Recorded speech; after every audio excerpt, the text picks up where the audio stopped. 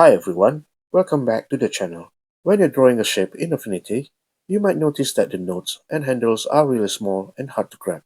That can be pretty annoying sometimes, especially when you're doing detailed edits. So today I'm going to show you a quick tip on how to change the tool handle size in Affinity. First, I'm going to draw a shape. Let's use the double star tool. Change the color so it's easier to see, and align it to center. Next, I right-click on the shape and select Convert to Curves, so we can clearly see the nodes.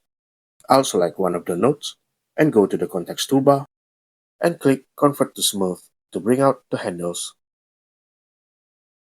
Now if you think these nodes and handles are way too small, you can make them bigger. Go to the Edit menu at the top, then click Settings. In the pop-up window, go to Tools and look for Tool Handle Size on the right side. Right now, it's set to default. I'll change it to large and click Close. If you don't see the change immediately, just deselect and reselect again. You can see the nodes and handles are much bigger now. Let's compare the size side by side so you can see the difference. And that's how you change the tool handle size in Affinity. I hope you found this quick tip helpful.